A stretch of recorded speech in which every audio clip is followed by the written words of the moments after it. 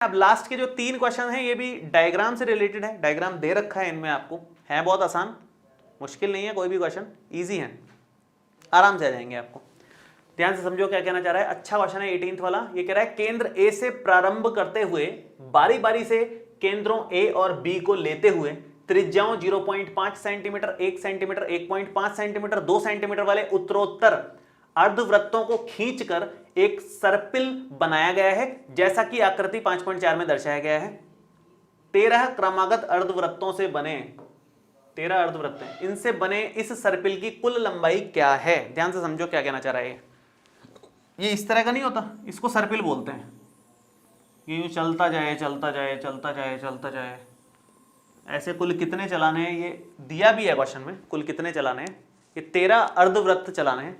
अर्धवृत्त का मतलब एक अर्धवृत्त हो गया यहां से लेकर के यहां तक, दूसरा होगा यहां से लेकर के यहां तक, तीसरा होगा यहां से लेकर के यहां तक, चौथा अर्धवृत्त ये, पांचवा ये, ऐसे कुल मिलाकर के 13 अर्धवृत्त हैं। और अगर 13 अर्धवृत्त हैं तो ये चीज आपको समझ में आ रही है कि आपको निकालना है इसकी लंबाई, है ना। 13 अर्धवृत्त हैं, उसकी लंबाई निकालनी है। तो भैया अर्धवृत्त की परिधि कितनी होती है ये पता होना चाहिए आपको। ये अर्धवृत्त है पहला वाला, तो इसकी परिधि पता होनी चाहिए। वृत्त की परिधि कितनी होती है 2πr, तो अर्धवृत्त की परिधि कितनी हो जाएगी। अर्धवृत्त की जो परिधि होगी वो हमारे पास होती है पाई गुणा आर, क्योंकि पूरे वाले की 2πr होती है तो उसका आधा कर दिया हमने, πr हो गई। आप इसको प्रॉपर लिखना चाहो तो ऐसे लिख लो कि भैया अर्धवृत्त के लिए 2πr को 2 से भाग लगाया तो अर्धवृत्त की परिधि होती है πr। ठीक है। अब ऐसे टोटल 13 अर्धवृत्त हैं और उन सबकी त्रिज्याएं भी अलग अलग है, क्योंकि पहला वाला अर्धवृत्त देखो छोटा है, उसका अगला वाला बड़ा है, उसका अगला वाला और बड़ा है, तो सबकी त्रिज्याएं अलग अलग होंगी। सबकी त्रिज्याएं दे रखी हैं। पहले वाले अर्धवृत्त की त्रिज्या दे रखी है 0.5 सेंटीमीटर, उसके आगे वाले की 1 सेंटीमीटर, उसके आगे वाले की 1.5, मतलब 0.5 बढ़ता जा रहा है। इतना क्वेश्चन में दिया हुआ है हमारे को। अब इसके हिसाब से आगे बढ़ना है अपने को। ठीक है, तो मैं एक बार इसको हटाता हूं और फिर अब स्टार्ट करते हैं प्रॉपर क्वेश्चन को ढंग से कि लिखना क्या है एग्जाम में। ये तो रफ डायग्राम था, ये बनाना ही नहीं है, क्वेश्चन में दिया हुआ है डायग्राम, तो क्यों बनाना है फालतू।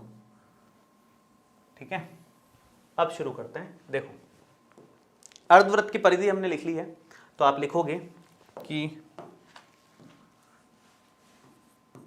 13 अर्धवृत्त की त्रिज्याएं क्रमशः, माना ऐसा माना कर लो, माना 13 अर्धवृत्तों की त्रिज्याएं क्रमशः R1, R2, R3 से लेकर के R13 तक है। मान लेते हैं ऐसा, है ना। 13 त्रिज्याएं माननी पड़ेगी क्योंकि हमें लंबाई निकालनी है। तो आप लिखोगे क्या, सर्पिल, सर्पिल की लंबाई, सर्पिल की कुल लंबाई, सर्पिल की कुल लंबाई कितनी आएगी। सर्पिल की कुल लंबाई देखो कितनी आएगी, वो आएगी हमारे पास पहला वाला πr1, दूसरा वाला πr2, तीसरा वाला πr3। भाई पहले वाले अर्धवृत्त की लंबाई πr, दूसरे वाले की भी πr, तीसरे वाले की भी πr, चौथे वाले की πr। तो r की जगह r1, r2, r3, क्योंकि सबकी त्रिज्याएं अलग अलग है। वही हम कर रहे हैं यहाँ पर πr4, बढ़ते बढ़ते लास्ट में πr13, 13 है क्योंकि कुल, आप पाई कॉमन ले लो यहाँ से, बचेगा क्या अंदर r1 plus r2 plus r3 plus, बढ़ते बढ़ते लास्ट में 13 बार तक चलेंगे अपन। मान रखोगे पाई का मान 22/7 है, वैसे उसने बोला है रखने को, या लास्ट में रख लेंगे, अभी कोई ज़रूरत नहीं है, अभी पाई ही रहने दो। r1 का मान है 0.5, 0.5 प्लस 1 प्लस 1.5 प्लस, ऐसे बढ़ते बढ़ते बढ़ते बढ़ते कुल मिला करके बना रखा है। ये हमने ब्रैकेट लगा दिया, यहाँ सूत्र लगा दो। अब आप Sn का सूत्र लगा दो, n/2 और 2a + n-1 × d होता ही है। यहाँ मान रखेंगे तो ये बन जाएगा पाई, पाई मतलब वही 22/7, n का मान 13 है तो 13/2, 2a का मान हो जाएगा 2 × a का मतलब 0.5 है यहाँ पे, और प्लस में n-1 मतलब 13 - 1, और d का मान हो जाएगा 1 में से 0.5 माइनस करो। देखो a का मान हो जाएगा 0.5 और d का मान हो जाएगा 1 माइनस 0.5, तो ये 0.5 हो जाएगा। ठीक है, ये आ जाएगा। तो ये 0.5 हो गया यहां पर।